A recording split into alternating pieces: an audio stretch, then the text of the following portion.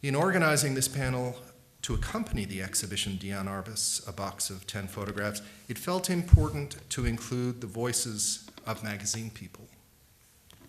On the one hand, by listening to their words describing Arbus and her photographs, we're given a sense of her singularity as she struggled to break free, to create something new. On the other hand, by examining that struggle in relation to her work on a box of 10 photographs, we discover that it was the portfolio itself that was the source of our own lingua franca of fine art photography. Considered in relation to the portfolio, the Odyssey of Diane Arbus is the Odyssey of photography itself, the Odyssey of a field and of its language. Therefore, it also felt important to include the voices of some who speak that contemporary language in conversation with others who preceded them and didn't. In doing so, we register the portfolio as bridging not only Arbus's life and her posthumous career, but also the magazine era and that of the museum. In tonight's presentation, we'll hear from both historical and contemporary voices from the field. Accompanying them, we'll see the evolution of Arbus's photography in 4 magazine spreads published between 1960 and 1971. From the perspective of the magazine era, these 4 spreads represent Arbus's struggle to establish both her financial independence and a stable artistic identity. From our own moment, looking retrospectively, we'll also see the evolution of an Arbus canon grounded in her work on the portfolio, its solidification as a consequence of her untimely death, and the emergence of a discourse as institutions sought to accommodate and respond to the challenges of that canon. Contemporary photographic discourse begins with Diane Arbus's work, and intentionally or not, a box of 10 photographs is that work's grand summation. The portfolio established the foundation for Arbus's later fame, bridging a lifetime of modest recognition with a posthumous career of extraordinary acclaim, and ushering in photography's acceptance into the realm of serious art. The idea of what photography was and of what it could be was irrevocably changed. Our speakers tonight, both dead and alive, I'm going to introduce to you now. When we first started talking about this event, we were going to title it Conversations with the Dead or Listening to the Dead, but then we decided we would include some of the living as well, so that didn't seem completely appropriate. And so we arrived at the Odyssey of Diane Arbus. So, our speakers in their order of appearance. Harold Hayes was the editor of Esquire magazine from 1963 to 1973. He was a primary figure in the literary movement known as New Journalism, and with art director Robert Benton, worked with Diane Arbus on the article The Vertical Journey, 6 Movements of a Moment Within the Heart of the City, published by Esquire in July 1960. Karin Ronaldo, alive, collections specialist at the Metropolitan Museum of Art in New York, has been manager of the Diane Arbus Archive since 2008. She received an MA in Library Science from Queens College, and prior to the Met, worked in cataloging, archival practice, and collections management at the Museum of Modern Art Library, the Graphic Arts Collection at Princeton University Library, and the Museum of the City of New York. Can I add something? I also have a master's in art history from Hunter College. You know, I copied this off the Met's page, and it wasn't there. John Gossage. Alive. Became interested in photography at an early age. He left school at age 16 and began taking private lessons from Lisette Model, Alexei Brodovich, and Bruce Davidson. After he met Diane Arbus, John told me he gave up portraiture. Now based in Washington, D.C., John is widely recognized for his artist books and other publications using photographs to explore under-recognized elements of the urban environment and the relationship between architecture and power. Marvin Israel was an American artist and art director from New York City. From 1961 to 63, he was art director for Harper's Bazaar, where he worked with Diane Arbus. After Esquire declined to publish her story on eccentrics, Israel published it in 1961 under the title The Full Circle. It was Israel who suggested to Arbus that she work on a portfolio, and it was he who designed the case that doubles as a frame. Neil Selkirk moved from London to New York City in 1970 and worked as assistant for photographer Hero at the studio of Richard Avedon. The following year, he studied with Diane Arbus in her masterclass. After Arbus's death, Selkirk studied her arduous printing methods, and he is the only person ever authorized to make posthumous prints from her negatives. In 2005, Selkirk directed the documentary film, Who is Marvin Israel? Jeff Rosenheim is curator in charge of the Metropolitan Museum's Department of Photography, the author of 10 books on Walker Evans. He is the steward of the Walker Evans Archive, which the Met acquired in 1994, and also the custodian of the Diane Arbus Archive. Rosenheim has curated numerous exhibitions, including the recent Diane Arbus in the Beginning from 2017, and he's lectured and published essays on a wide range of artists. Whew, we're getting there. Jeffrey Fraenkel opened the Fraenkel Gallery in 1979 and has presented over 300 exhibitions on photography, from early masters to contemporary practitioners, as diverse as Barrington Hilla Becker, Walker Evans, Eugene Atget, Edward Weston, Sol LeWitt, and Hiroshi Sugimoto. The gallery is the primary representative for the work of Diane Arbus and is publisher of Diane Arbus, The Libraries, a beautiful book from 2004, as well as Alexander Nemirov's Silent Dialogues, Diane Arbus and Howard Nemerov. Finally, Jasper Johns is a celebrated painter, sculptor, and printmaker whom the New York Times recently named America's foremost living artist. In 1970, after seeing it advertised in Art Forum, Johns purchased a box of 10 photographs from Diane Arbus. It was the last of the 4 portfolios she completed before her death, and he was the only buyer not already well known to her. His conversation about the portfolio for this exhibition is the only known remembrance of a box of 10 photographs by one of its original owners.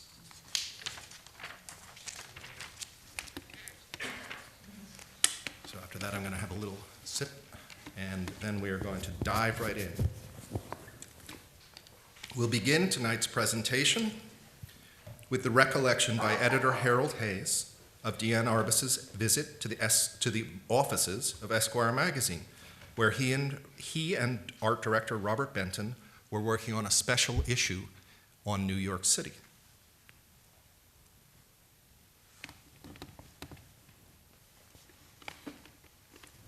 Now, this is background for the entrance into the offices of Esquire of Diane Arbus.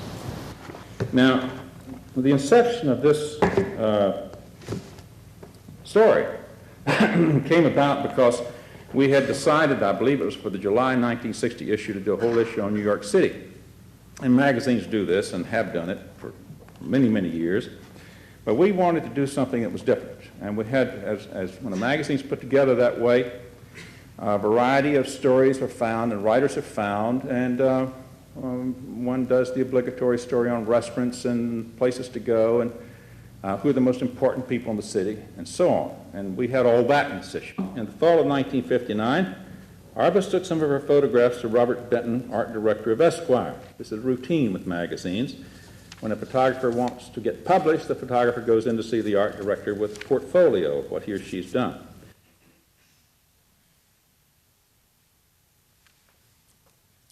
In her appointment book for September 14th, 1959, Arbus wrote, "To Esquire, C. Benton, and 44 prints." A list of photographs appears on the facing page. Hayes and Benton were so impressed with what they saw that they initially considered assigning Arbus the entire project, the entire issue. Fearing that to do so might overwhelm they offered her a single portfolio of photographs and helped secure a wider range of photographs than she had access to previously. I've asked Karin Ronaldo to prepare a selection of the photographs that Arbus might have shown to Benton and Hayes, and to speak from the perspective of the archive about what Arbus might have shown them at that meeting. So as you can see, we're lucky, well, as you just saw, we're lucky to have Arbus's appointment books in the archive. They tell us a lot about, they just are fond of so much information. What she might have brought to Esquire, amazingly, she made a list. It's there. There are things like preacher, which you'll see, street preacher, and shower, and fire eater. So that's what she brought to Esquire and was subsequently assigned the vertical journey assignment. None of the photographs you're looking at here, which are selected from the In the Beginning show from 2016, were actually ultimately in the vertical journey. You'll see one of the subjects, I'm not sure when he comes up, but Andy Radichev, who was a performer at Hubert's Museum, Profile, is also on the list, Girl in Profile. And Andy actually is one of the subjects who's in the vertical journey ultimately, and who, if you were here for the slideshow earlier, is one of the three midgets on West 100th Street. Barbershop is also on the list.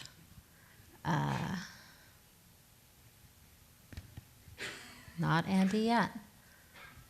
What I like about it is that the little squib titles were an interesting thing for the archive to try to figure out how it matched, and it was it was quite wonderful to have those two things together. And many of the things we can identify, like there's Lefkowitz, which is on the list, which was not in the show, but which is a print that's in the archive. Fire Eater. And yeah, we weren't able to tell quite what everything on that list was, but it's incredible that the list even exists of what she might have taken. Street fair, street preacher, street fair.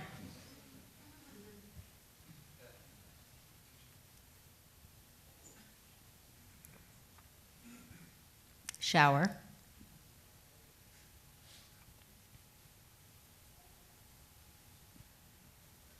Why is this like that? There's Andy. And then the seated female impersonator actually came somewhat after, probably wasn't something that she took, but was one of the projects that was part of the vertical journey, but not published. That's it.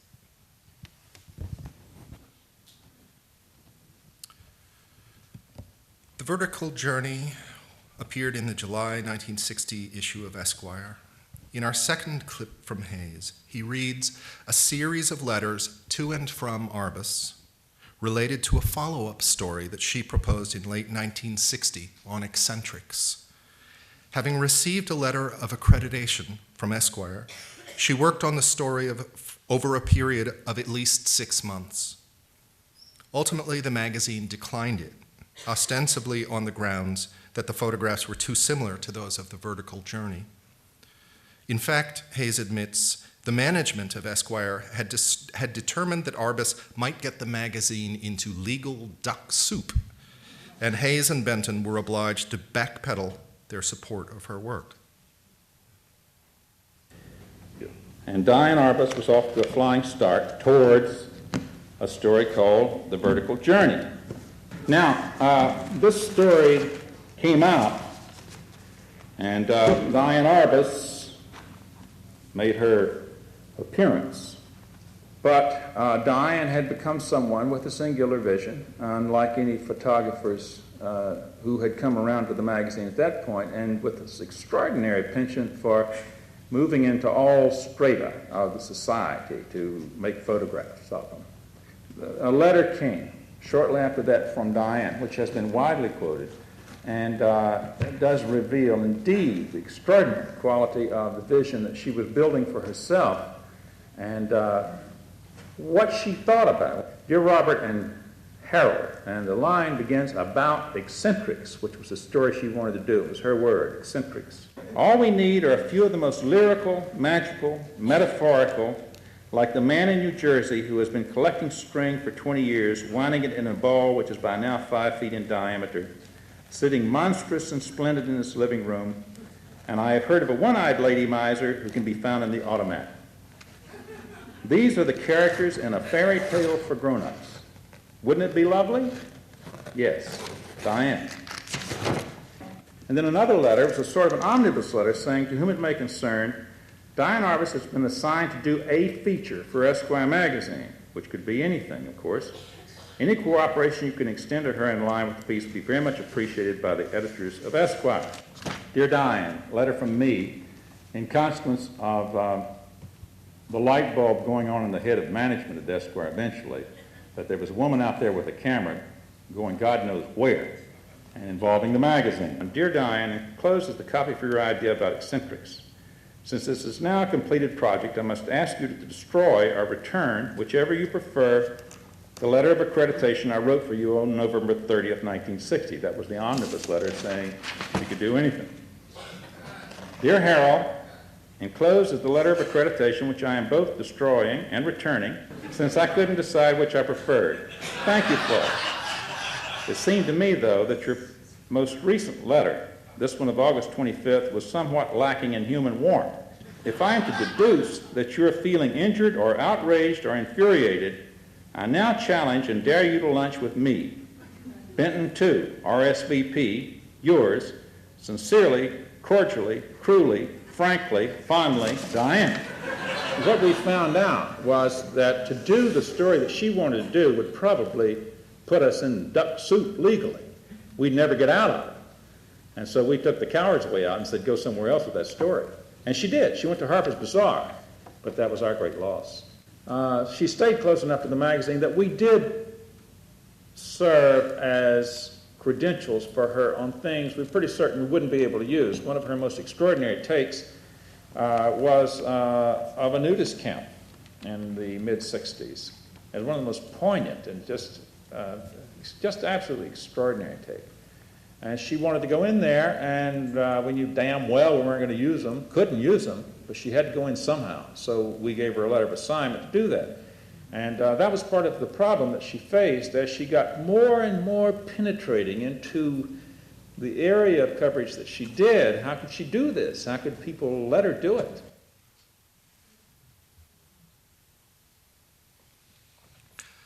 Like Diane Arbus, John Gossage studied with Lisette Modell, and like both of them, the professional milieu into which he inserted himself early on was that of the magazine photographer. At the age of 16, Gossage was expelled from high school, and not long after which, Esquire assigned him to photograph the very high school that had thrown him out. Diane Arbus was in the same issue, and they met. Arbus looked at John's photographs and warned him that doing what others want you to do will ruin you. I've asked John to describe meeting Arbus and to explain what she meant by that. Yeah. Is this on? Yeah. All right. A little bit of background. Actually, I'd met her about a year before the Esquire issue. It was a teenage issue, by the way. I was the token teenager for the teenage issue. And Diane was photographing celebrities and their teenage children. I had met her through Bruce Davidson, whose workshop we met about every week on a Thursday night, I think, and about 10 photographers, and we'd bring work in and talk about it. I had, by happenstance and by buying a camera to shoot certain sports things, taken 2 square negative portraits. And at that point, I'd never ever seen, knowledgeably, an Arbus photograph. And Bruce looked at them and said, there's someone you have to meet, and she has to meet you. Would you come on Saturday for brunch? So we came, and she brought a little box under her arm of 8x10 prints, and I brought she said, and Bruce said, bring these 2 and bring your other pictures.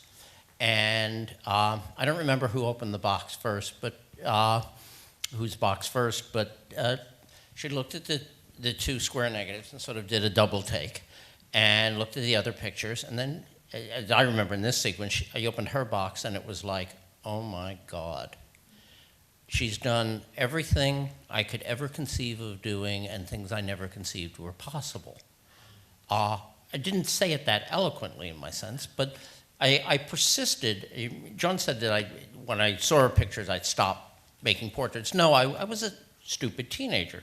I thought, I'd never seen her work. I wasn't influenced by it. I'm not responsible. I don't have to get out of her way.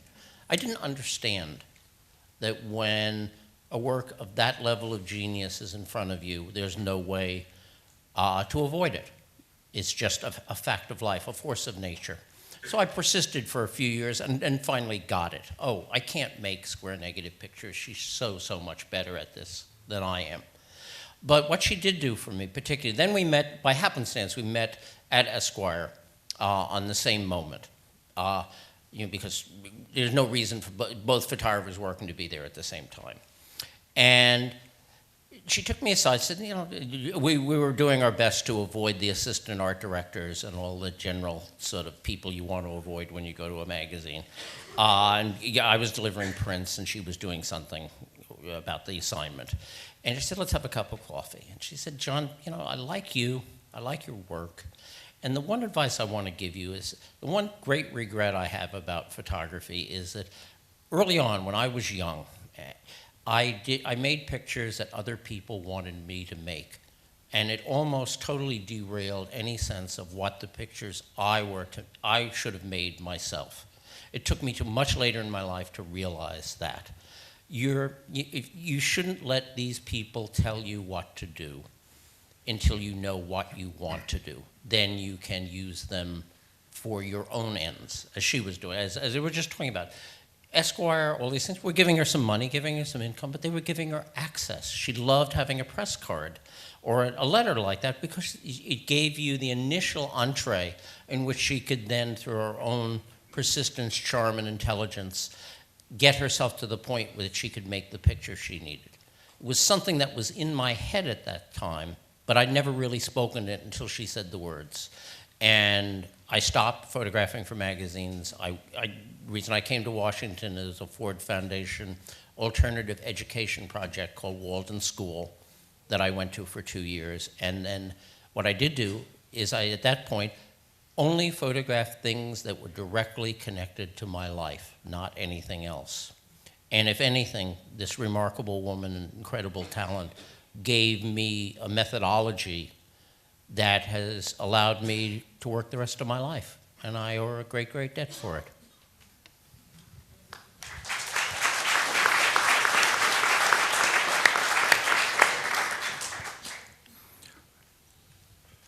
Our next audio clip is a recollection by Marvin Israel of Arbus coming to Harper's Bazaar and with her eccentric story. Israel had studied with Joseph Albers and Alexei Brodovich and taught design and painting at Parsons School of Design. At Harper's, he was known for his innovation with photography. His assistant, Ruth Ansell, said, "With Marvin, you never just ran a beautiful portfolio of extraordinarily beautiful women retouched. You also ran a Diane Arbus portfolio with strange people who tattooed their bodies and lived on the Bowery to have a counterbalance." After Esquire declined the story on eccentrics, Israel published it in the November 1961 issue of Harper's Bazaar under the title The Full Circle. Listening to Harold, I realized Vogue and Harper's Bazaar are sort of like another country. I think that Esquire is a very American country. Bazaar was really like something about France or Germany. And it had all of its devotions were to elegance, taste, and the continuance of the wonderful life, the exquisite thought. A fashion magazine is a photography magazine. Photography magazine has to begin to understand its relationship to photography. So that was a rather thrilling period.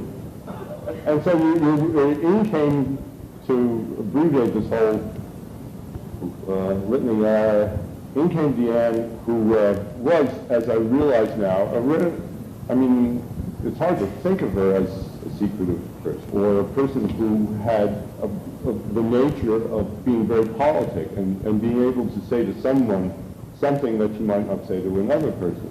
So in came Diane with these photographs. I have met her, and people have refer to her work. And she came in with the excentrics. I'm not picking up her Harold F. Rex to keep you in mind what's going on here. So, I mean, I just thought they were super. It was this kind of magical world that Diane considered her, well, began to consider her private, yeah, it was like an animal preserve. So anyway, we published those photographs and her writing, and I really only heard from her the fact, you know, oh, Esquire, you know, they just can't make it anymore. So that was a terrific challenge to me, you know, and I said, oh, well, we can make it. And the interesting thing is that we were so naive in the art department, they were sophisticated. I didn't even ask her whether she had a release or not. Diane didn't work intimately with editors. I think she did with Harold. I think they had a kind of, yeah, they admired each other's heads in a way. But generally, the problem for a photographer, not only Diane, but say Frank or Friedlander, was the fact that their minds really were way beyond what any magazine could produce, and it was therefore the exquisite privilege in working with them was to force the issue on the magazine and make them publish. It was literally the end of a particular era in which the visual domination of the magazine had given up the possibility that it was to continue that tradition.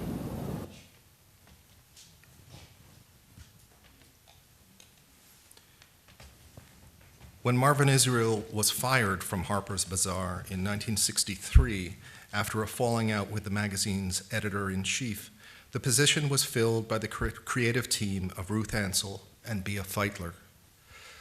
Feitler was a former student of Israel's, and throughout the 1960s, she continued to refer assignments to Arbus, though none were as artistically ambitious as the Full Circle.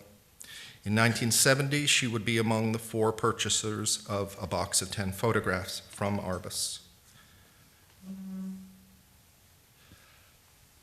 I've asked Neil Selkirk, who began his career as a magazine photographer, to speak about the role of picture editors and art directors in supporting artists such as Arbus during the decline of the magazine era as described by Marvin Israel. Is that my cue? That's your cue. Okay. This is going to be short, and I'm going to read it because I don't want to miss anything. It was an extraordinary time. It's worth re-emphasizing that when Diane was working for these magazines, she was dealing directly with the editor or the art director. There was no picture editor. The art director, usually in consultation with the editor, made the decisions as to what the magazine was going to look like and who he or she was going to hire to achieve that end.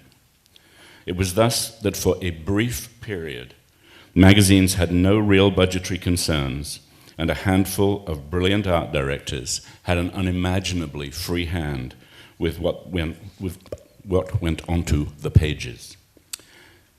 Diane had been the beneficiary of this system until the system strangled under her.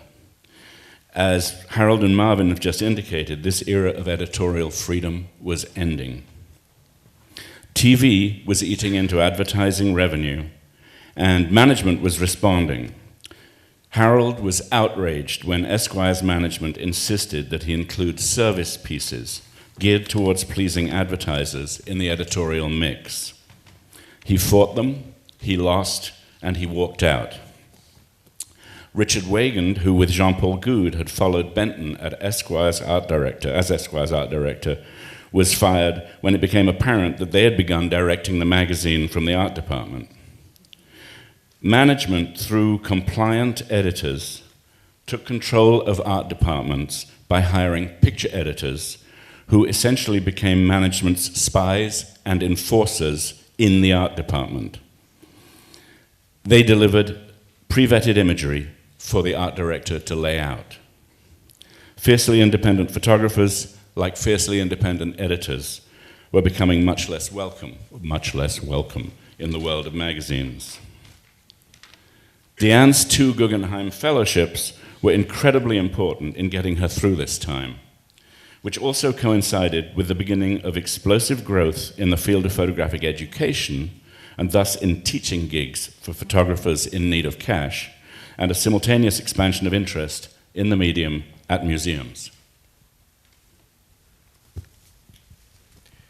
In 1963, Arbus was awarded a fellowship by the Guggenheim Foundation for her proposal entitled American Rights, Manners, and Customs. The Guggenheim was among the most prestigious of fellowships available to artists and one of the few to support projects by photographers. Arbus's fellowship was renewed by the foundation in 1966, providing her with a period of sustained support beyond magazine work. I've asked Jeff Rosenheim to speak about the role of the Guggenheim Foundation in American photography of this period, and also about the role played by the photographer Walker Evans in helping to secure the fellowship for Arbus. Thank you, John. It's a really interesting project to think about the Guggenheim. The Guggenheim was begun in 1925, or at least the support of artists, and they supported writers as well, and historians, and photographers.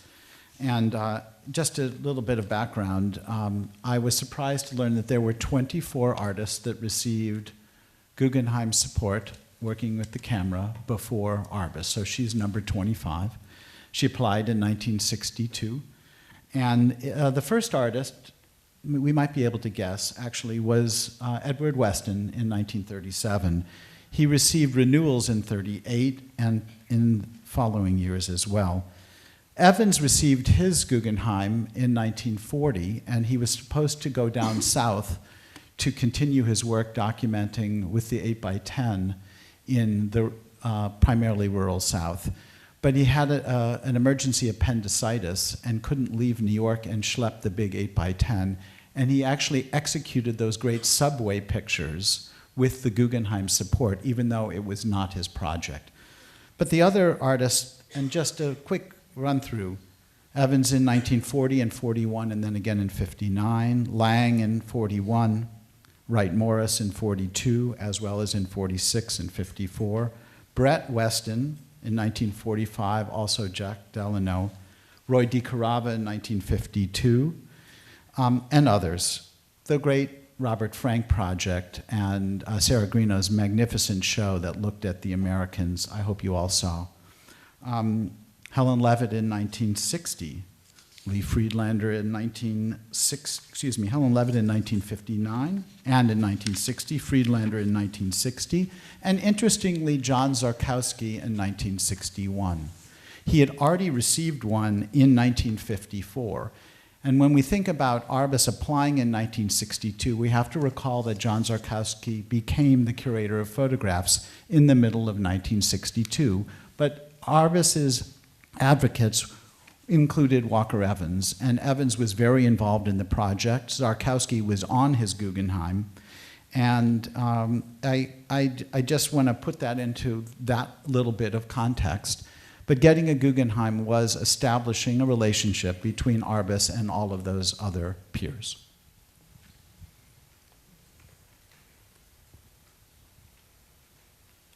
Zarkowski would become one of Arbus's most enduring and influential champions. He acquired 7 prints for the Museum of Modern Art's photography department in 1964, the first photographs by her to enter a museum collection, 2 of which he exhibited the following year in Recent Acquisitions Photography.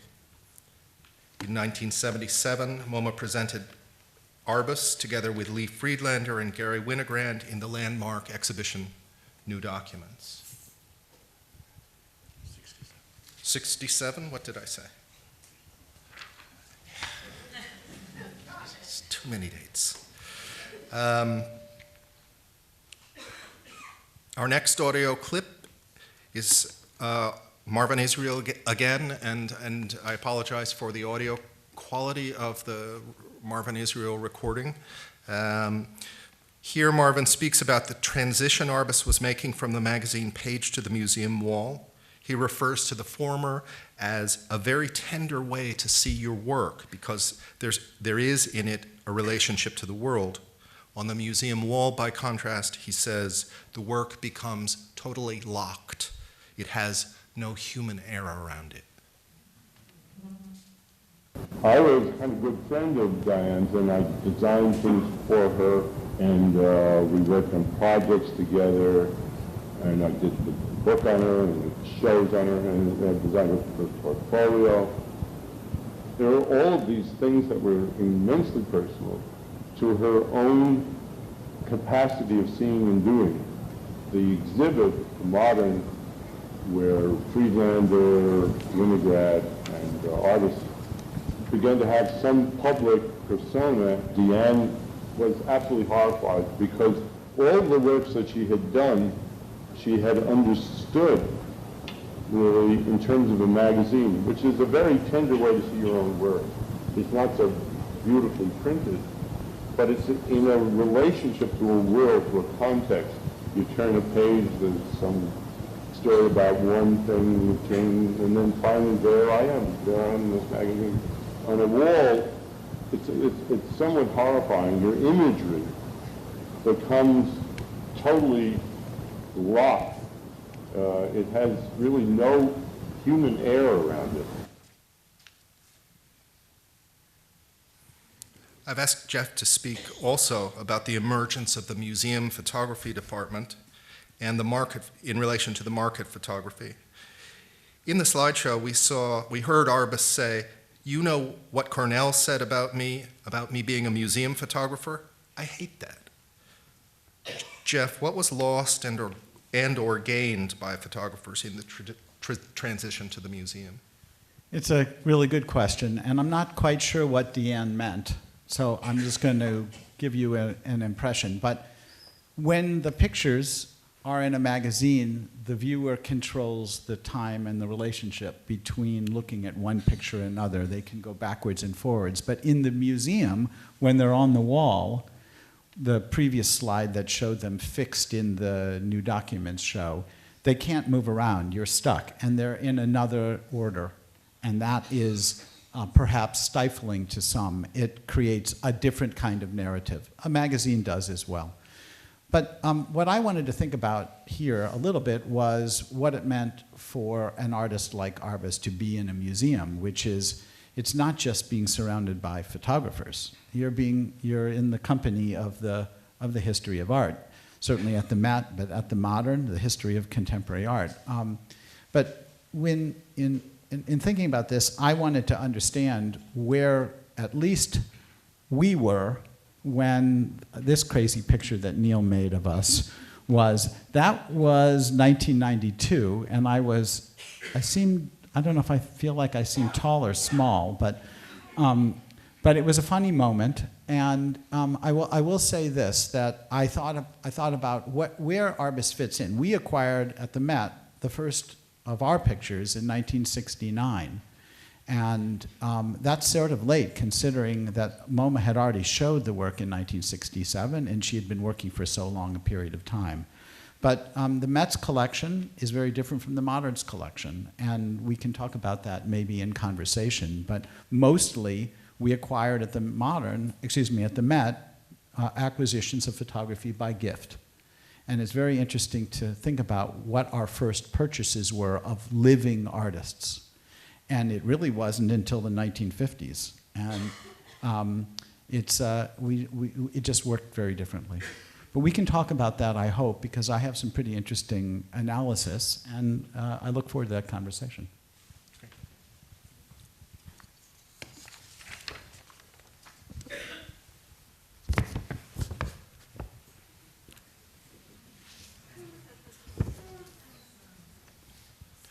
John Tarkowski said, Arbus was not at all eager to exhibit her work.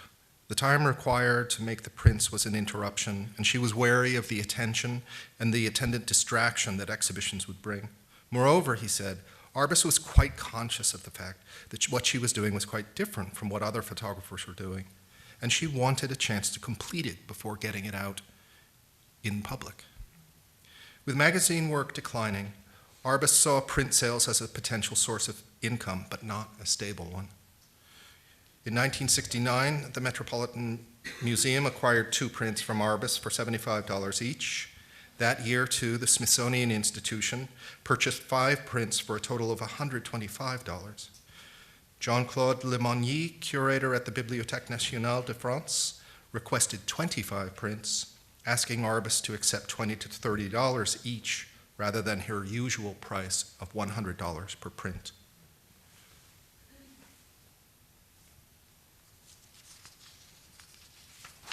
I've asked Jeffrey Fraenkel to speak about Lemonnier's correspondence with Arbus as exemplifying her financial and artistic struggle during this period. So I wanted to share with you these letters that I first saw when I was 23. I was in Paris for other reasons, went by the Bibliothèque Nationale, met the curator Jean-Claude Lemonnier. He was very open about sharing his collection, and I'd asked to see some 19th century things, and he said, is there anything else you'd like to see? And I said, you have anything by Diane Arbus? He pulled out the prints, showed me the 20 prints, and then said, let me show you this correspondence. And it made a powerful impression on me. And it really is a way of sort of setting the Wayback Machine and going back to this period just a few years prior to the moment when museums started taking photography really seriously. So Jean-Claude Lemonnier wrote Arbus May 31st, 1969. I'm going to read you very edited versions, even of the highlighted parts. Lemonnier says, as a keeper of the Cabinet d'Estampes of the French National Library, in charge of the collection of photographs, I have the task of increasing this collection. This year particularly, we want to contact American photographers. Unfortunately, our grant for this program is not very large. We cannot purchase photographic prints at their real price. Therefore, I must rely on your liberality and ask you whether you would let us have your prints rather cheap, if it is possible. I should like about 20 prints, and then he suggests some sizes. So she writes back, next, John. And I wanted you to see the actual handwriting and her typewriter. Even the typewriting is idiosyncratic and has its own charm, I would say. So 1 month later, she responds, thanks for your nice letter. It made me glad. And John McKendry, who was at the Met, spoke well of you to me. The trouble is I'm swamped with work and pressed for money. When I spend the day in the darkroom, I don't photograph. Let us do it more gradually. What if we start with 5 prints? I usually get $400 for a print. $100 for a print. And that's sort of, she hopefully gets $100 for a print. Tell me what you can pay and give me time.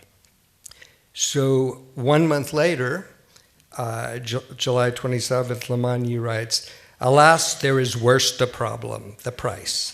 I understand that $100 is a normal price. In France, also, we fight to achieve legitimate prices for good photographs, but $100 is too much for our ridiculous little dwarfish budget. Our maximum possibilities would be $20 or $30 around for a photograph, no more. Next. So Arbus writes back on October 4th, please try to make it $750 for the 20 prints. That's $37.50 for a print, and I will do it. And I would like to make all prints 16 by 20 inches. I'm really pleased at the opportunity. Next.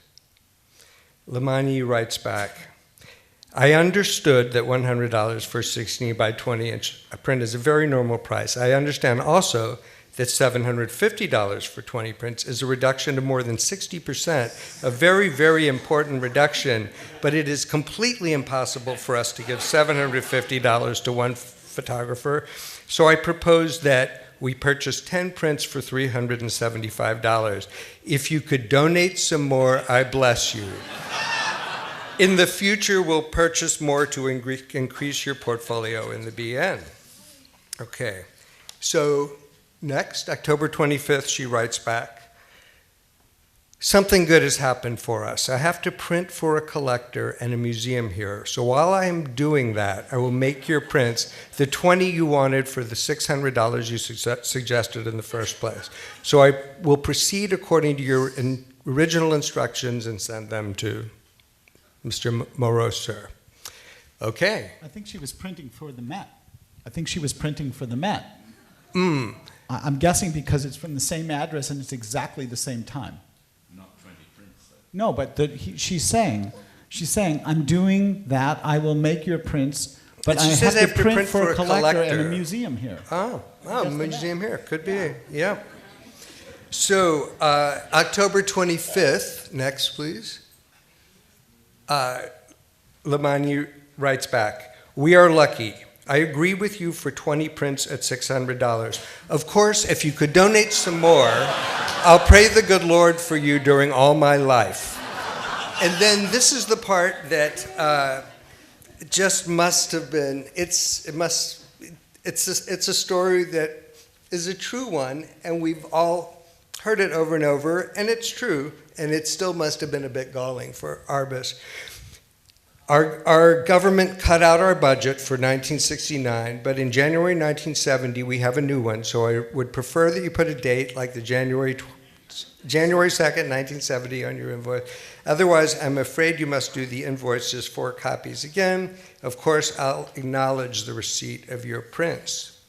Next.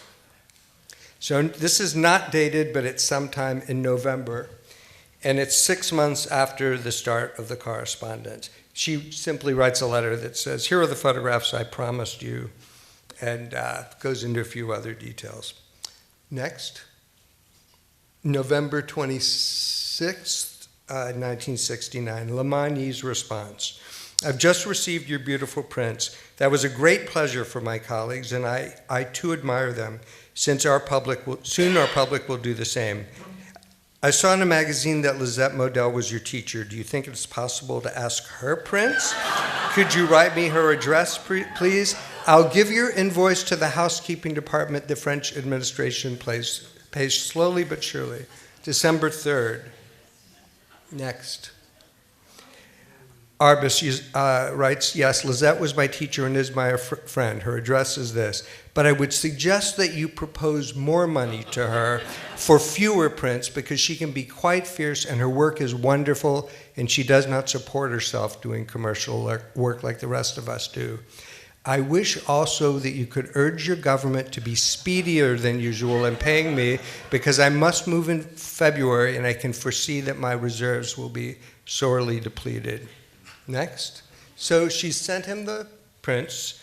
He's promised the funds. She's waiting for the money, January 30th. I've moved marvelously near the Hudson River, gulls, helicopters, tugboats, tankers out my window. The money would be opportune. February 26th, next.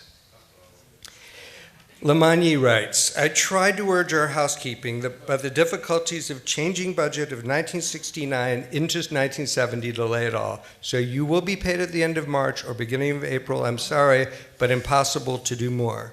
Next. She writes back on March 13th, oh, please make them hurry. I had counted on it and I really need it soon. Thanks for everything. Urge them to send it by the end of March. Next. April 3rd. I am so sorry about all of these delays and difficulties. I returned to speak to my colleagues of the housekeeping, but I was obliged.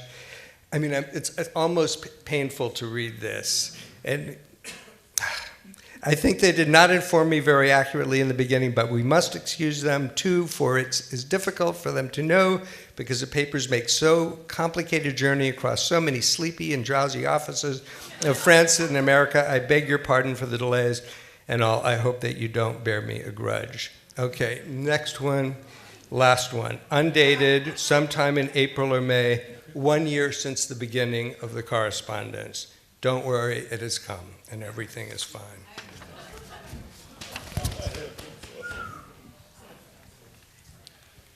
Perhaps not surprisingly, in late 1969, Arbus began to think about developing a portfolio of her prints. She had not managed to achieve $100 per print, and now, eventually, over the course of her thinking, she would ultimately come up with a box of 10 photographs and charge $1,000 for it.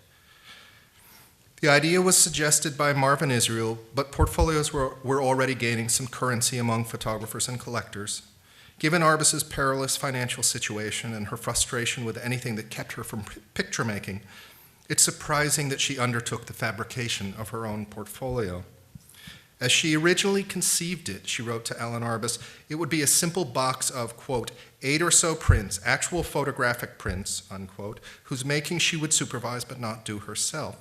The pictures, she said, will, quote, be the ones that have been shown, like the twins, Xmas, etc., no text, except maybe a paragraph by me, an edition of 100 or 2 selling for, I don't know, $400 or $500 or $3. It'll be a business proposition, but pristine. I mean, it'll be like an edition of etchings or lithographs. I've just asked Jeff to speak again so quickly about the emergence of the portfolio or the brief emergence of the portfolio as an economic alternative to magazine work within the nascent photography market. Sure. The photographers that were emerging at this time realized that they could actually curate their own little museums in these boxes, that they could create something in between the museum wall and the magazine spread. And the portfolio is that kind of thing. And Arbus's box, which we'll hear more about, which is brilliantly shown upstairs. John, the exhibition is really superb, and the elegance of the design and its emotional qualities really hit me. So you're in it for a treat. But those portfolios were actually done by the photographers. They were not really published in the traditional sense. So Friedlander and Walker Evans, and in fact, Friedlander does Evans, and Diane did her own. And this little community of mostly New York-based artists were working within their own framework, and it led to a market. It led to the beginning of a collectible field. And yes, there were historical etching and other lithographic printing portfolios, but it was really right at the end of the 60s and the beginning of the 70s that the market happened. And I've got to believe that it was also the resurrection of an interest in artists who had emerged previously. People like Lartigue, which were being published in magazines like Harper's, and artists like Evans, who people thought were already dead in the 70s. And those portfolios were among the first things that entered the consciousness of a new marketplace.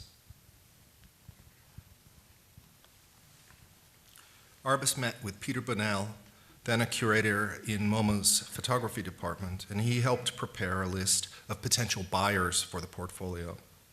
In a recent phone conversation with Bunnell, he identified 2 key motivations for making the portfolio as income and the establishment of a stable artistic identity. Bunnell said, Arbus never coveted the idea of printing, but she was an expert printmaker. For some photographers of the time, there was a tension between a total commitment to the print and a view of the photograph as a kind of window, as a view onto the world. That's where the idea of the box comes in. It conceals nothing. After New Documents, Diane Arbus was disillusioned by imitators. So it was an economic issue, but also one of what I'd call identity. The key motivations for the portfolio were sales, income, and to establish a stable stylistic identity. Jeffrey, what do you think is meant by a stable stylistic identity? We were talking at lunch earlier today about how the choice of pictures would define in a certain way to the people who would theoretically be buying it who she was. And a different choice of pictures would have meant a different stylistic identity. I think the fact that we're here talking about it almost 50 years later, shows that this 10, which people ask all of us all the time, why isn't this picture in it? Why isn't that picture in it?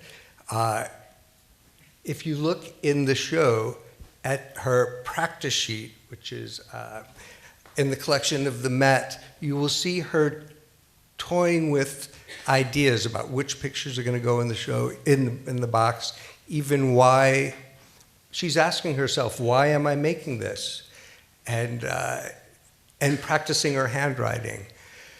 I would say, as we all now know portfolios for Arbus and for others were a labor of love. They didn't really make anybody any money. At best, they established some sort of a stable stylistic identity that was dispersed into the world. Well, self-publishing is the establishment of some sort of stable identity. I would say that this clear box is very interesting because it served both as, and no other artist had this in those that we've mentioned, it served both as the storage container and the exhibition frame. It was brilliantly conceived, but you could only look at one picture at a time. It avoided the problem of those pictures being fixed on the wall, and you could rotate your pictures through and delight yourself. And I think she must have just loved that idea. I do.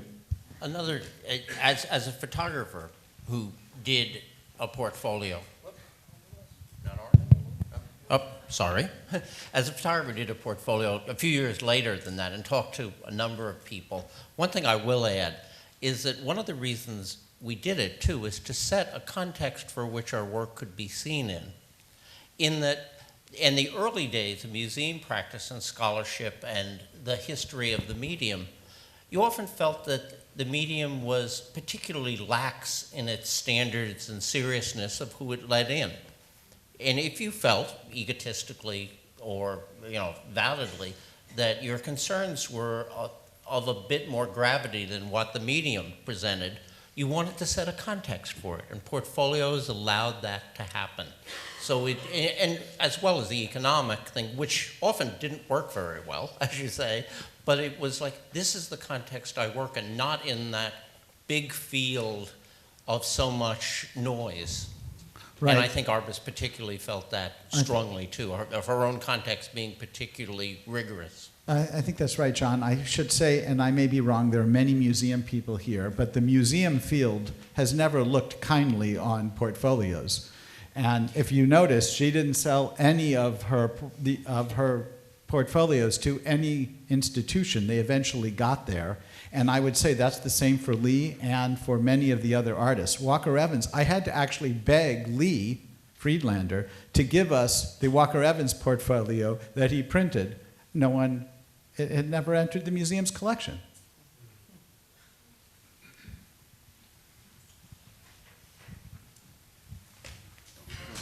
I've asked Neil to speak about Arbus's printing methods for the portfolio in relation to this idea of establishing a stable stylistic identity.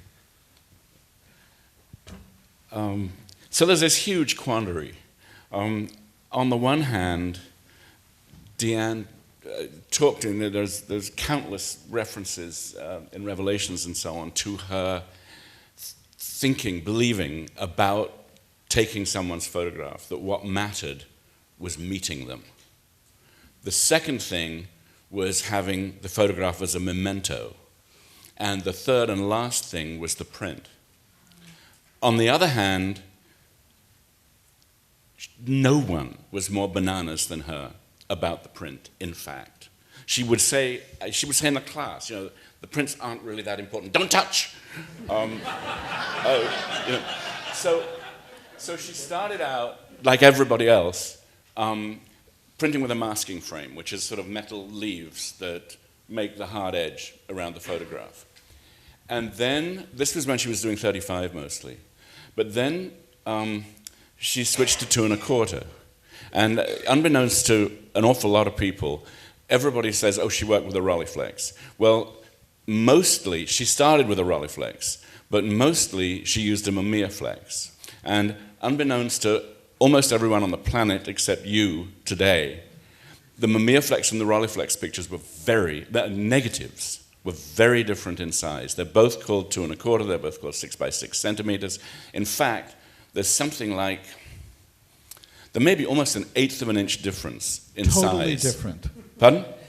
Oh, well, the point was that if she printed, which she wasn't yet, if she had printed a Mamiaflex negative in the negative carrier for a Omega D2 enlarger, which she used, she could print the whole negative because the cutout between the two sandwiches of aluminum that held the negative was big enough to print the whole Mamiya neg.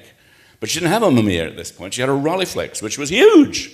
The negs were much bigger. So what do? I was probably Alan did it actually, but you get a file and you go and open up the hole. And of course, the hole isn't going to get big enough until it's too big. And that means you're going to get a black edge around it when you don't mask it in the masking frame. And incredibly, it seems that Diane was pretty much the first person to go, wow, that's nice. And I'm going to print my pictures like that. And so starting in, thank you, starting in, I guess probably by 64, she was printing with a big black border. Am I right about that, Karin? What do you think?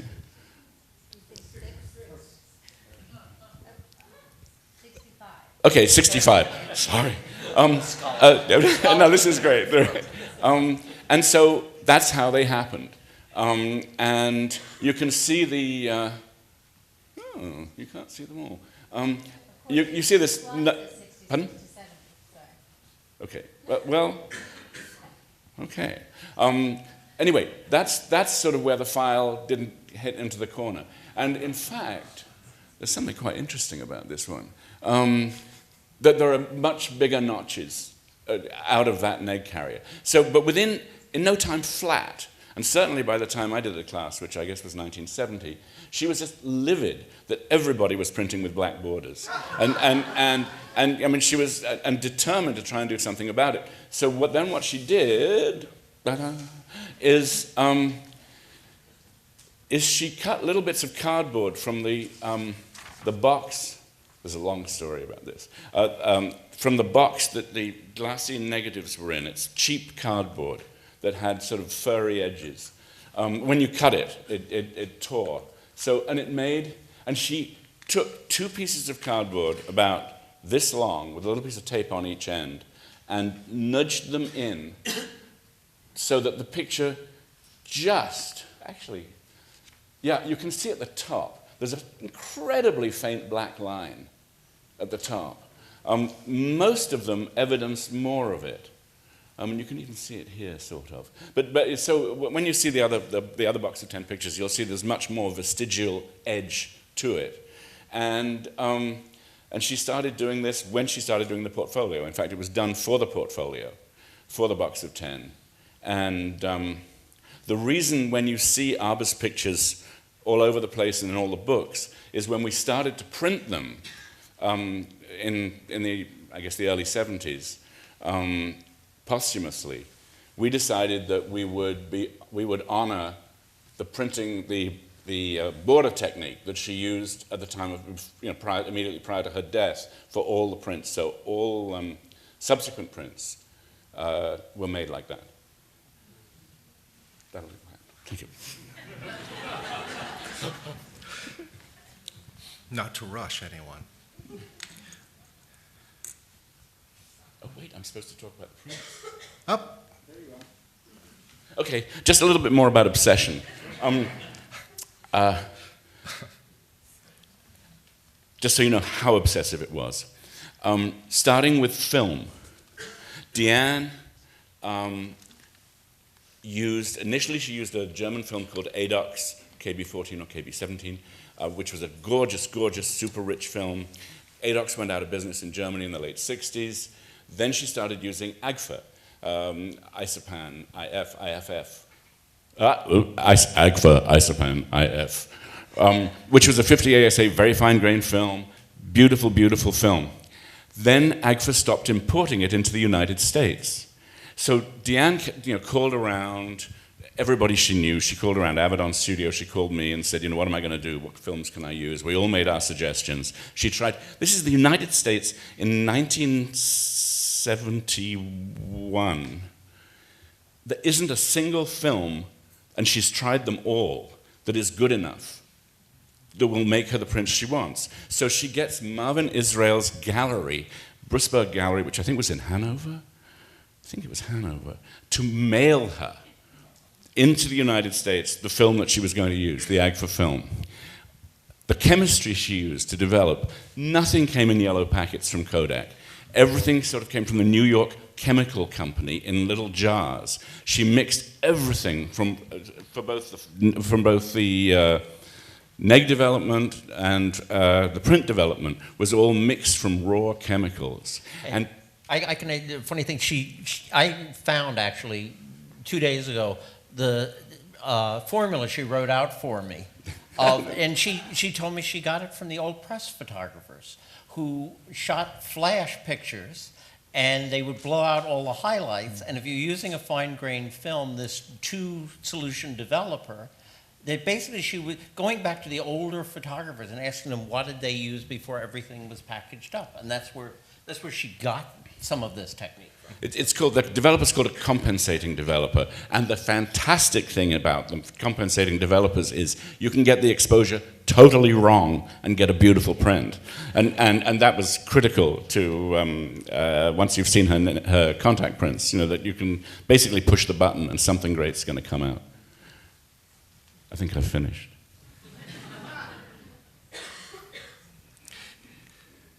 In 1970, Arbus was introduced to Philip Leiter, a co-founder of Art Forum magazine. Founded in 1962, Art Forum had grown into an important champion of late modernist painting and sculpture. Leiter was unsure if there was any place for photography in a serious art magazine.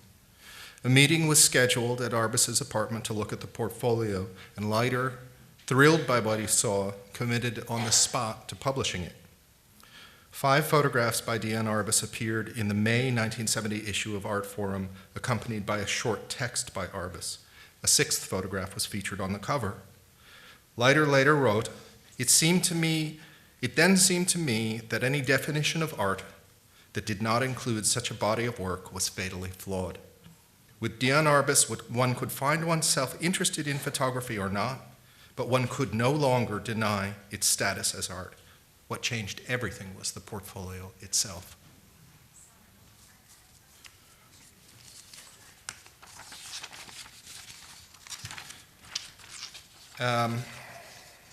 In this third magazine spread by Arbus, we begin to see the emergence of the stable stylistic identity spoken of by Peter Bunnell earlier.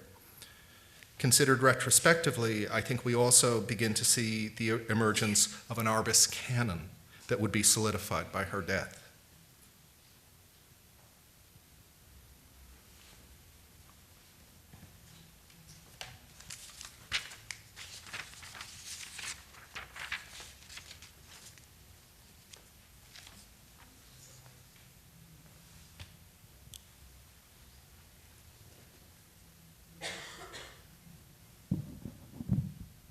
It's kind of perfect that the Art Forum is the shape of her format, which makes the pictures look so big and beautiful.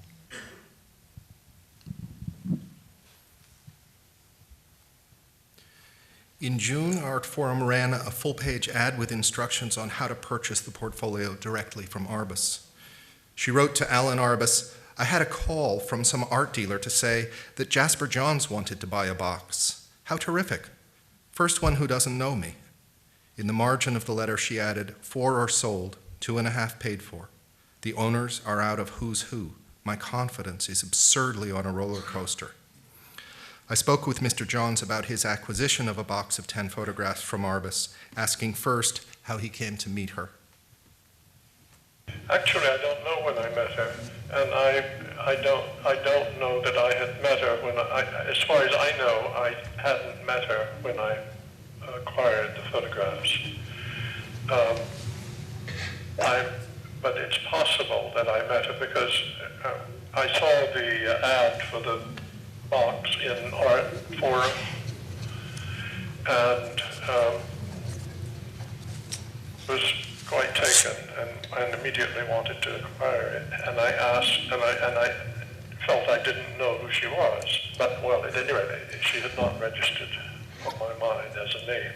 But so we ordered the box, and Arbus had to print the photographs, and sometime later she came over to my studio on Houston Street and with the photographs. I know that when she came into my studio with the box, I was working on a very large painting of a map of the world based on a Bucky Fuller map. And she said, "Oh, I wish I could do something like that. Get in there and do things." And of course, I was wishing I could do what she did. So what was it that attracted to you about the photographs?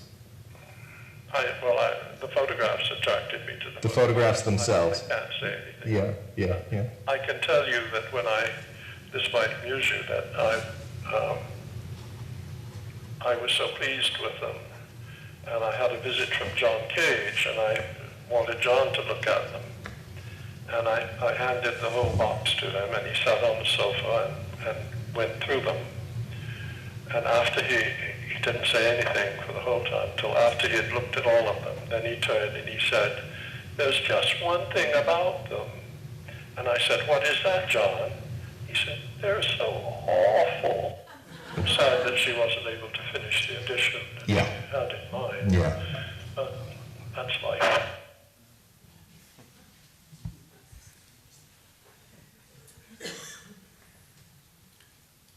Diane Arbus committed suicide on July 26, 1971.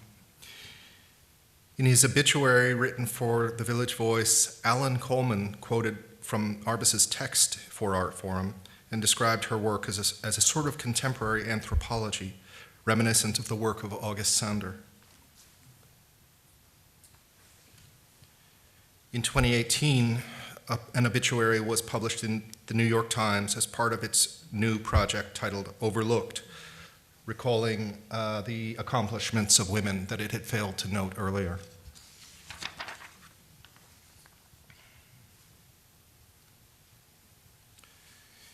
If new documents had introduced Arbus along with Lee Friedlander and Gary Winogrand as examples of a new paradigm for photography within a museum setting, it was the publication of a box of 10 photographs in Art Forum that broke through the wall, separating art from photography. In 1972, in an exhibition curated for the National Collection of Fine Arts by Walter Hopps, Diane Arbus became the first artist to be represented at the Venice Biennale by her photographs, an honor undoubtedly related to her publication in an Art Forum as a modernist artist. The portfolio was sent to represent her.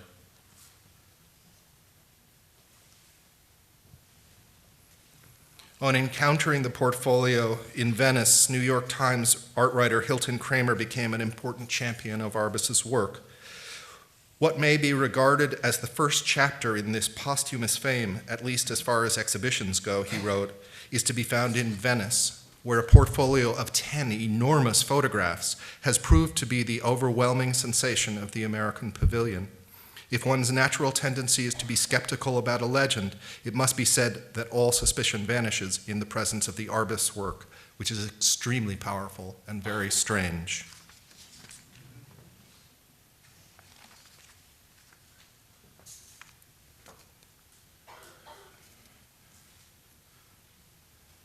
The last of the 4 magazine spreads we'll see tonight appeared posthumously as a remembrance by Dune Arbus. Her article, Diane Arbus, Photographer, was published in the October issue of Ms. magazine, where Bea Feitler had recently become art director. Oops, I haven't gone forward. Sorry.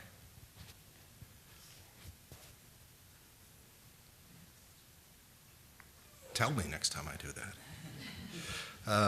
It was accompanied by 7 of the photographs included in a box of 10 photographs, and was the only publication ever to include Arbus's photographs reproduced together with her handwritten captions for the portfolio.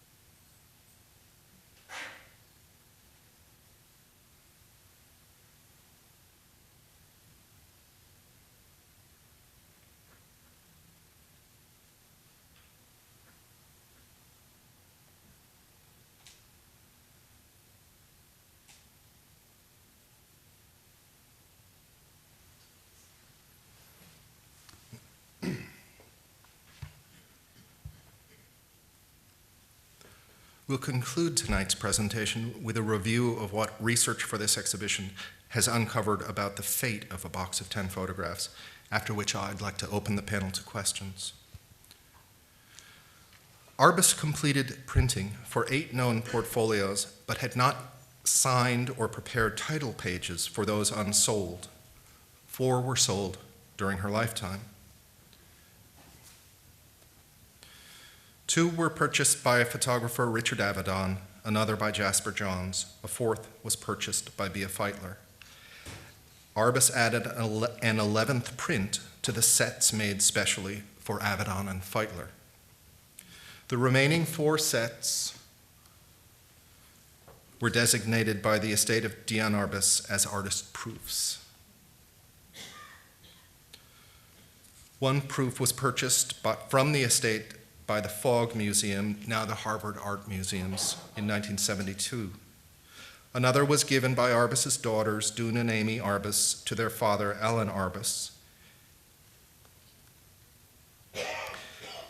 His portfolio was purchased in 2005 by British art dealer and curator Anthony Dauphin, from whom it was jointly acquired by the Tate Modern and National Galleries of Scotland in 2008.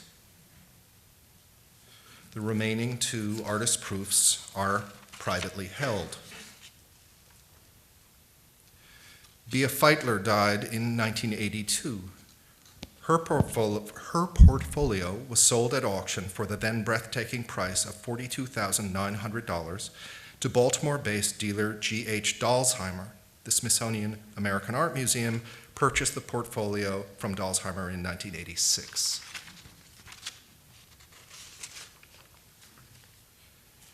Richard Avedon died in 2004. Andrew and Mary Pilara, founders of Pier 24 Photography in San Francisco, purchased his portfolio from the Richard Avedon Foundation in 2005. The portfolio given by Avedon to Mike Nichols and the one sold to Jasper Johns remain in private hands. In late 1972 or 73, under the auspices of the estate of Diane Arbus, Neil Selkirk began printing to complete Arbus's intended edition of 50. By 1979, virtually all of the posthumous portfolios had been purchased. Based on the edition numbers of individual prints that have appeared at auction, it appears that at least 15 posthumous portfolios have since been broken up and the prints sold separately.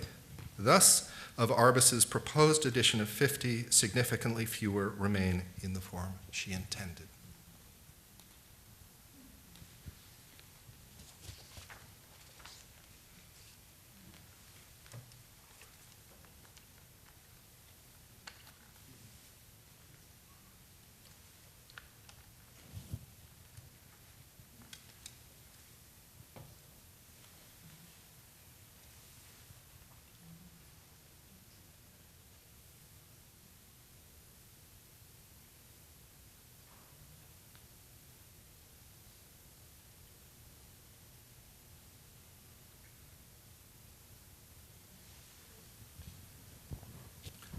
So I'd like to open the panel to questions, but I'm going to ask a leading question of my own as the first question. And he doesn't know that this question is coming at him, But Neil, in a brilliant piece of public relations writing that you recently shared with me, you wrote, "The story of Diane Arbus, a box of 10 photographs, is the fulcrum upon which the history of photography forever changed course. Once you've read this book or seen the exhibition, you realize that it's about 10 pictures that changed the world and the fascinating adventure story of how that came about." Neil, would you elaborate on this, particularly in relation to the other iconic bodies of American photography, such as Robert Frank's The Americans? Well, I just found out what the word hyperbole meant.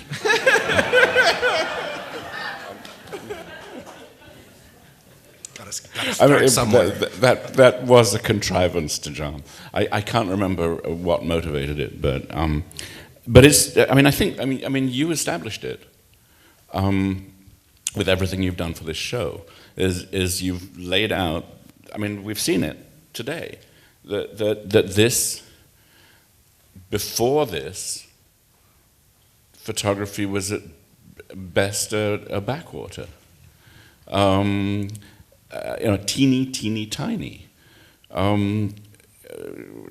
10 years later, it was enormous, and it's what it is. It's become what it is. And I mean, the fulcrum. Yeah, I would stand by that.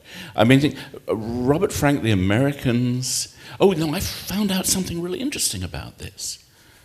That Robert Frank published The Americans in 59 in Europe, or 58? 58 in Europe, 59 in the United States.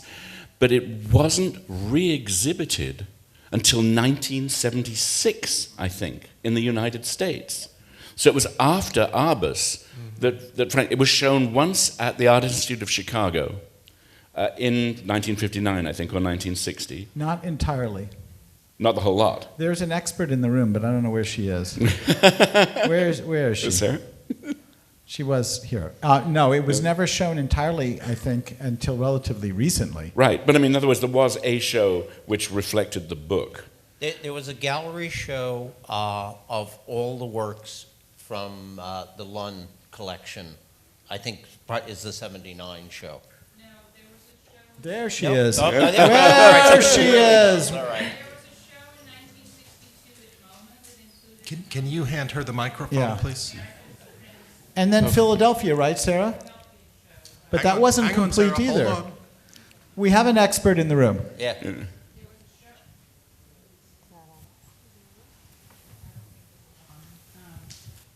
New microphone. There you go. There was a show, in 1962 at the Museum of Modern Art that included a number of Americans' prints. And then there was a show at the Philadelphia Museum in 1969 that included a large number of American prints, and that traveled around the country. I think the MoMA show in '62 was with Callahan. Yes, it was with Callahan. It wasn't his own show, even. So I was dead wrong. I was. But I read it somewhere. Well, one of the clear differences between the Robert Frank work and the Arbus portfolio is that it took many years for the Robert Frank work to reach out and really change things. And when the book came out, I mean, I bought it remaindered for $8 because you couldn't give it away in the 60s. I remember when the portfolio came out in art form, a number of my painter friends, I remember one of them said to me, "Are there more photographers like this?" I said, "No." He said, "Well, I guess one is good enough to make it a really serious art then." I mean, the impact was immediate. And both American Photographs by Walker Evans and The Americans took a long time to really gain traction, it would seem. I don't think American Photographs, which was MoMA's great book from 1938, which includes 87 pictures, really found its audience until it was republished in the 60s when things started again. Yeah. And that itself took a long time. Just a little tidbit, the Met started getting Evans prints in the collection as of 1950, but we did not purchase from Evans a picture until my time at the museum, which was in '88, which is incredible to me. No, what I'm saying is that we didn't buy Evans, which is kind of crazy. It was MoMA was supporting them all along, and MoMA was supporting Diane. Got your answer? Karin? Oh, boy. I probably am not alone in the room in wanting to hear more about what's going on at the Arbus, the Arbus archive. And, you know, what do you do from day to day there? And have you made any discoveries? Well, day to day these days, I'm doing a little bit of other work, so I can give you an idea of day to day when I was in the thick of it.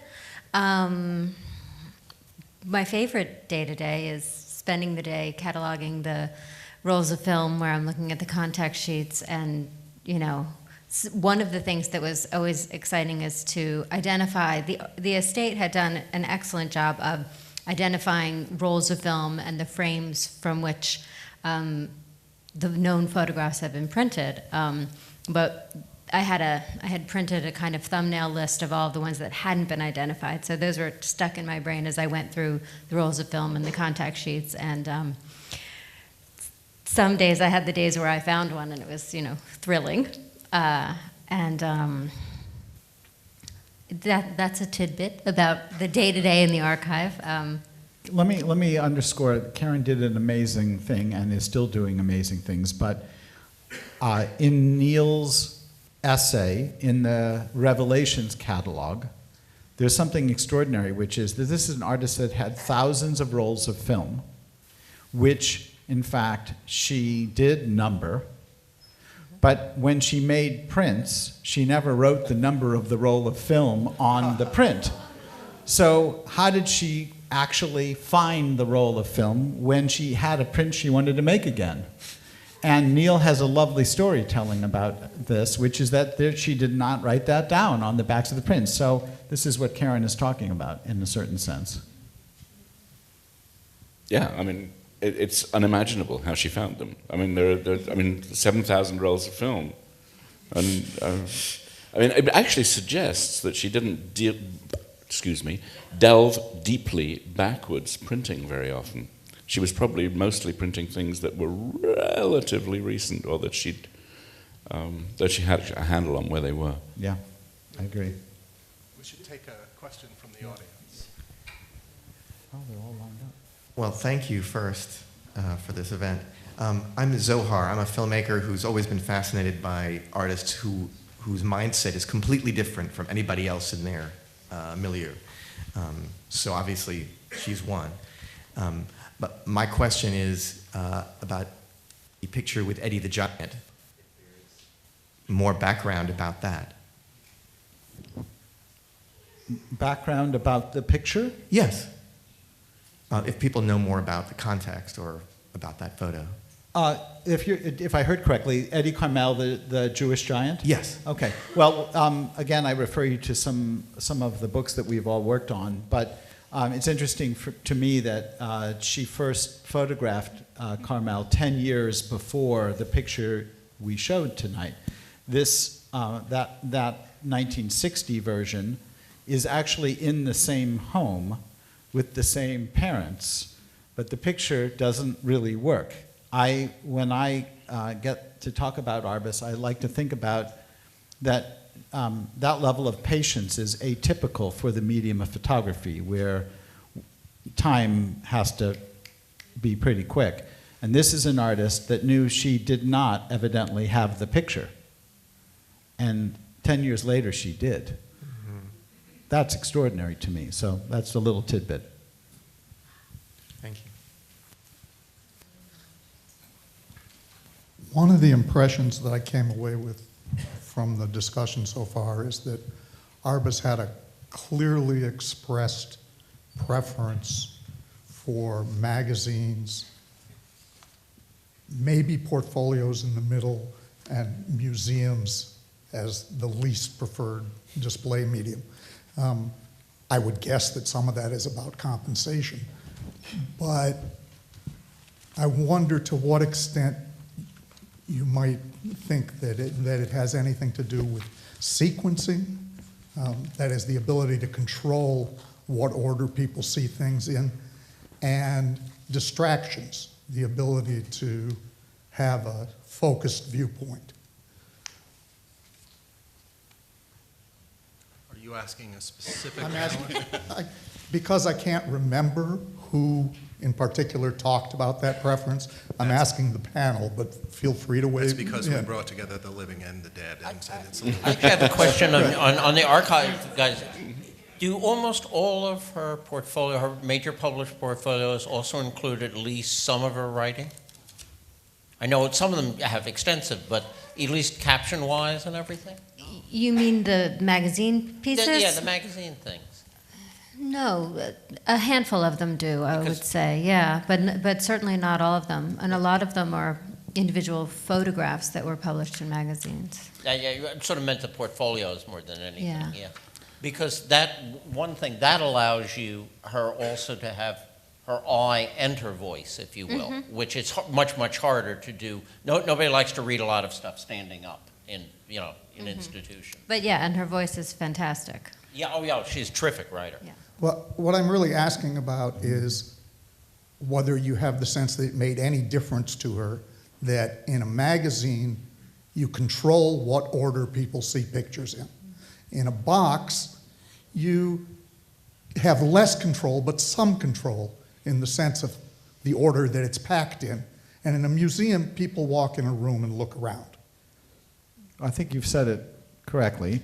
I actually would say that in the magazine space, although she was given some responsibility and did contribute writing, which very few photographers would or should ever be allowed. Wisely. But she probably was not able to exactly decide the left-right issues. I don't know that. I don't know if we have any evidence to say that she couldn't decide which came first or last or et cetera. But I think it's an interesting question.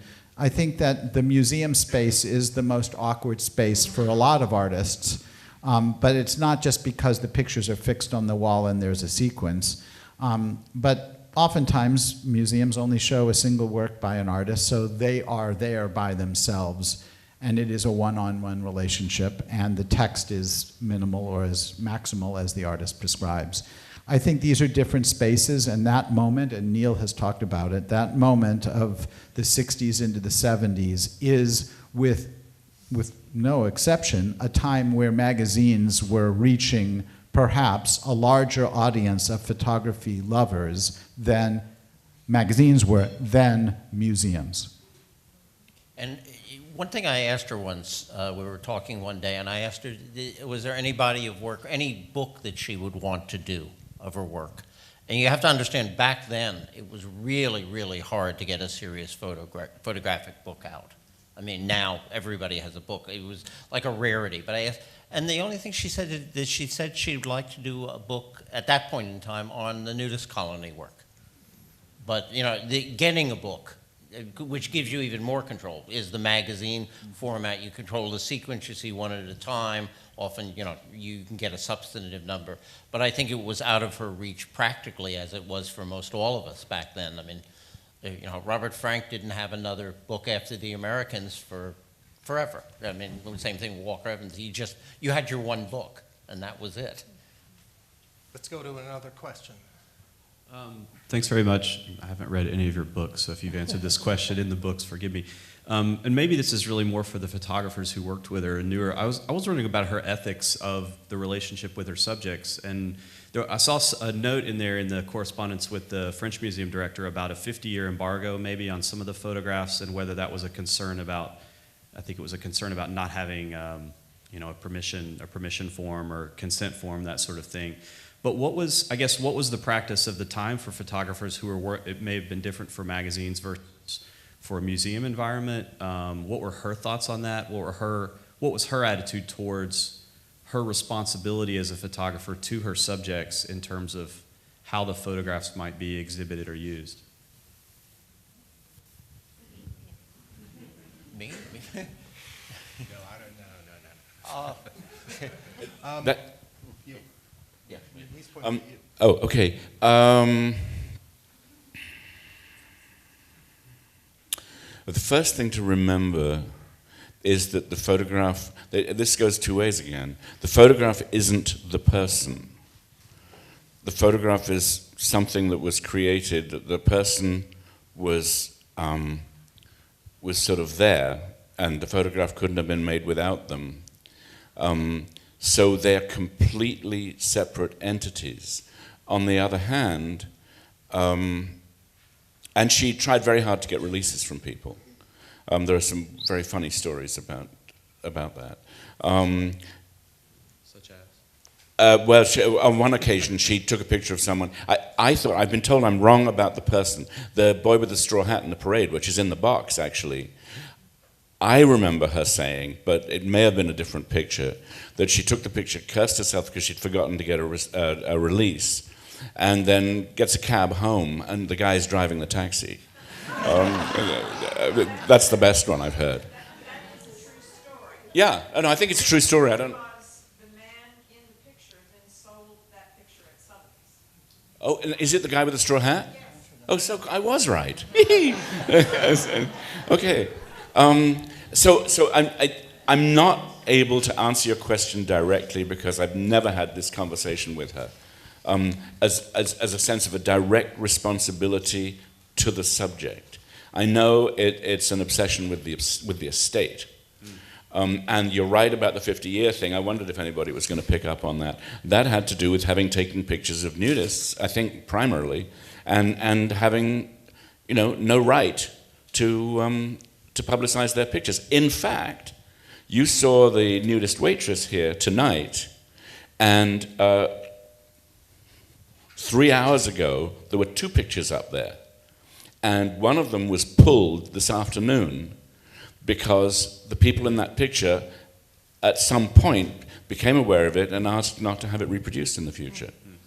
So there's a tremendous sensitivity generally to the rights of the subjects, which has been completely ignored by academics complaining about or describing them as, and their psychological problems based on the pictures. I would add, we live in a very different time now. Right. And if releases were necessary to make pictures of people on the street, so much of her work wouldn't exist. However, she did take it seriously and tried to get releases. And the part that you're asking about, she wrote the curator to say, I want to include 4 pictures that I would ask you not to show for 50 years. And he writes back and says, can I ask why you wouldn't want me to show them? And her answer is, I've given you 4 only which are not to be four only which are not to be exhibited publicly according to the restrictions as marked. This is because I have no release, and in these particular circumstances, I must respect the moral right of privacy for the people in the photographs. And also, I'd ask you to consider something. And this is opinion on my part. It's not quotation, but knowing the person, knowing the work, and hearing her voice again for me after so many years and remembering how good sense of humor she had. But why did this person make these pictures? What was she doing? My sense from conversation and from things I've heard, it was not particularly to exhibit them, necessarily to publish them, even though publishing allowed her to make more pictures with the letters and everything. It served purposes, but the absolute base use of it, she talks about it having this great, fascination and thrill of meeting and dealing with these people. She could have just done that and not made the pictures and satisfied some of the things she talked about. You make these pictures, I'm sort of personalizing it, but you make pictures because oddly, in that 100th and 25th of a second, somehow the pictures wind up, if you're doing it right, knowing more than you know at the time. They give you an extra level of what's in front of you and what you've done. It almost passes, especially with Arbus's pictures, those expressions pass so quickly and everything. They're there and they're gone. And you don't even, she's even describing once in the lecture here about not even knowing what she was getting when she was getting a certain picture. That's the way it works. I think this, outside of what it's all become, was at its base a private practice of an intensely curious individual with a great intellect. And that if given her morals and everything, this was for her own edification, survival, understanding of the world, the same reason any of us do things that help us make our way in the world. Then all the practical things come on and things get complicated. Mm-hmm. Model releases happen, museum shows happen, everything happens, and more complications. But that was not what her concern was, as far as I understand it. Mm-hmm. That was really good. Yeah. Thank you.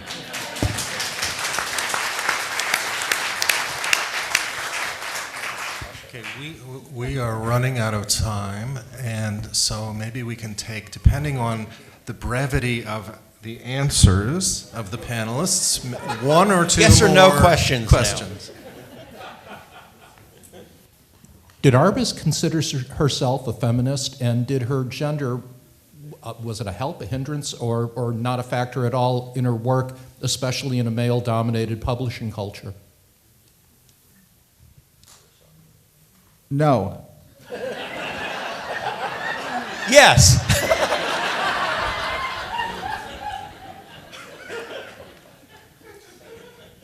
She did not consider herself a feminist.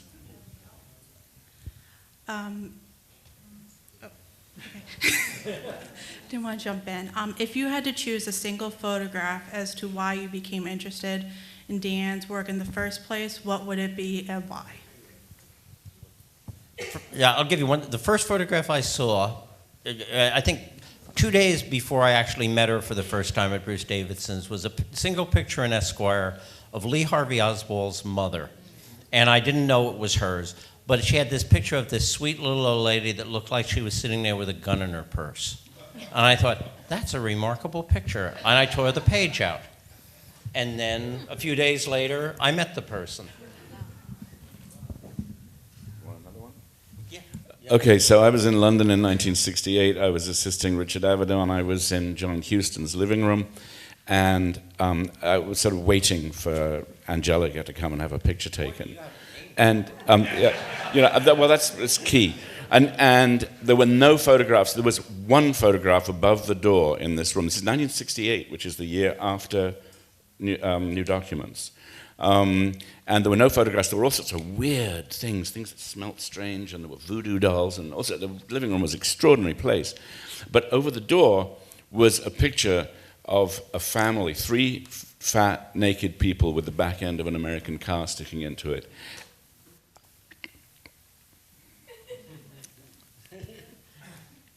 Completely changed my life. Aww. I almost ran screaming into the street.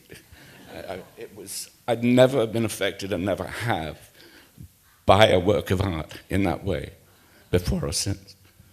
And then it's completely coincidental that I wound up in the bloody darkroom printing it all the time.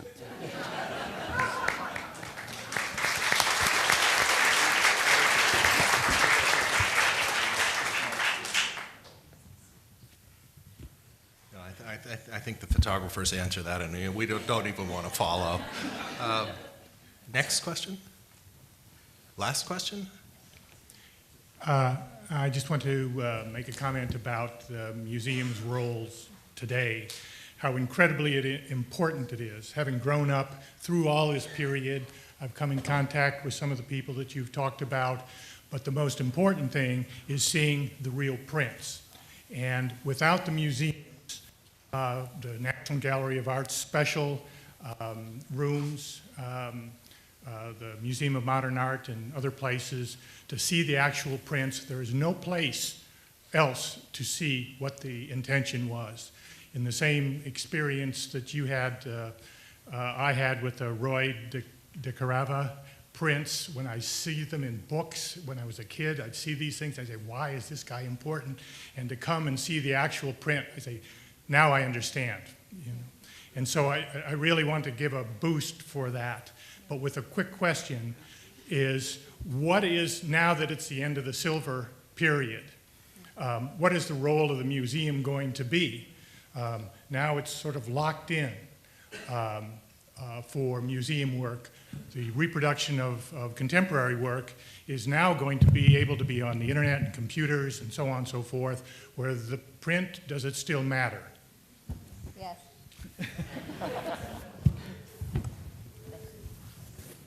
Yeah, sure. Of course it does.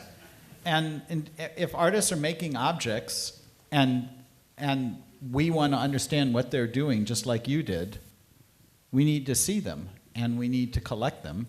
And some are going to change people's lives like the Di Carava changed yours, let's say, or Diane's changed Neil's. And museums are places for objects.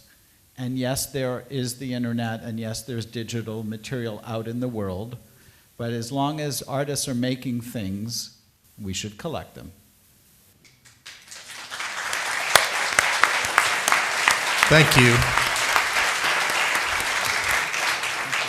Thank you all for coming out this evening, spending a long afternoon with us. Please join me one more time in saying thank you to this remarkable panel.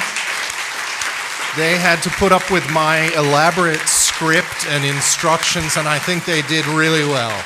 Let them know.